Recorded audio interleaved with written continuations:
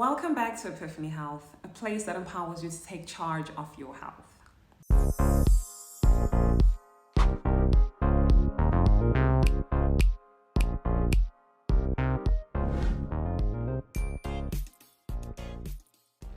Now today, we embark on a journey to unravel the mysteries of the modern dietary landscape. Now, just very quickly, if you haven't already done so, make sure to hit the subscribe button and the notification bell so you do not miss out on any future content. And please share this video because I'm on a mission to help as many people as possible to lose weight and to improve their health. So help me get this information out. Now also, please give this video a like if you find this information useful because it motivates me to continue to make more content just like this. Now, our journey begins with genetics, which is the blueprint that shapes our individual nutritional needs. Now, your genes can play a significant role in how your body processes various nutrients. Now, some people can be genetically predisposed to process carbohydrates efficiently, while others may not, and they thrive rather on a high-fat diet. Now, understanding your genetic makeup can empower you to make dietary choices tailored to your unique needs. A great example of this is how the majority of Asian descendants are lactose intolerant. Now, this is because their ancestors' geographical location and weather patterns did not support dairy farming. So they basically never developed the necessary enzymes to digest milk.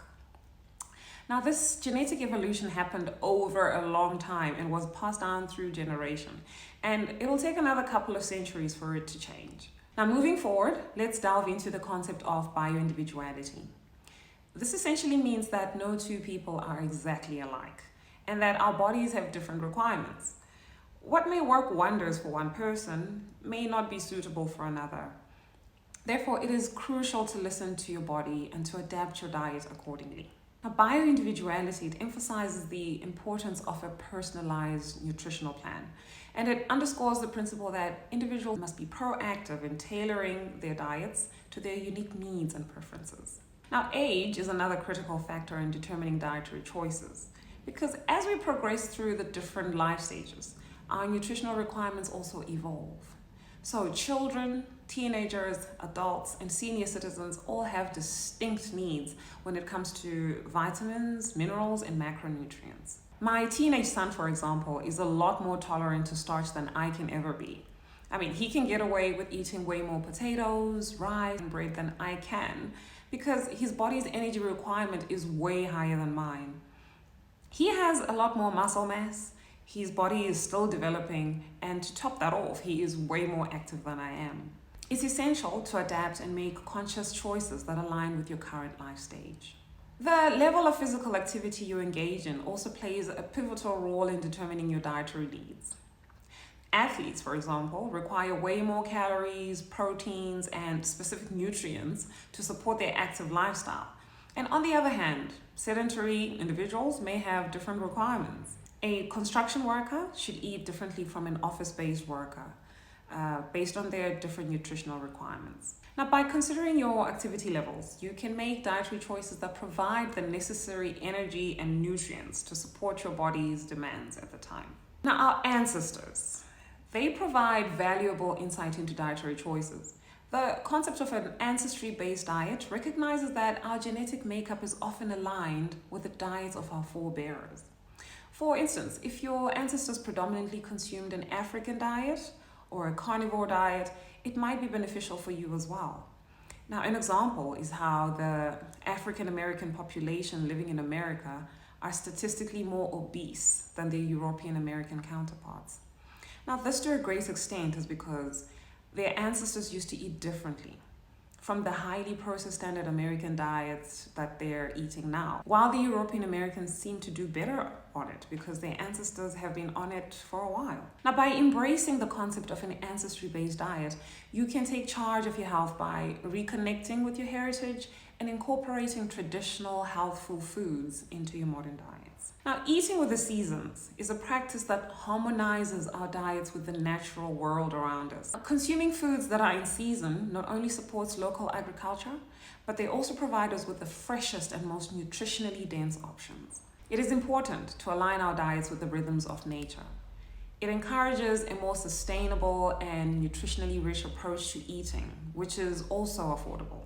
Now, have you seen how much out of season or imported fruit and vegetables cost? Now, next up, we address the critical issue of preventing malnutrition. Now, while we've discussed various factors that influence our dietary choices, it is essential to remember that a balanced diet is key to overall health. Malnutrition can occur when we neglect certain nutrients or we consume excessive amounts of others. Because most people do not get enough nutrients from their food, even though they're eating a lot and they're gaining weight. Now, the food we eat provides our bodies with the necessary raw materials to sustain the thousands of metabolic processes required to keep us alive and healthy. Now, if the food we consume is deficient in these nutrients, your body increases your appetite, it gives you cravings in the hopes that the more you eat, the more likely it'll get what it needs. A well-nourished body is settled. It does not have cravings, and appetite is controlled, making it easy to stick to a diet. Just to reiterate my point, you must ensure that your diet provides all the necessary nutrients to prevent malnutrition, because malnutrition begets cravings and uncontrolled appetite, making it harder to lose weight. Now, this requires a well-rounded and diverse diet that includes a variety of food groups, taking into account all the factors that we discussed earlier. Another very strong consideration when picking a diet is your goal. Now, someone who's trying to lose 20 kilos versus someone who's just trying to maintain their weight versus someone who's trying to reverse a chronic illness like diabetes and high blood pressure, for example, they would all eat differently.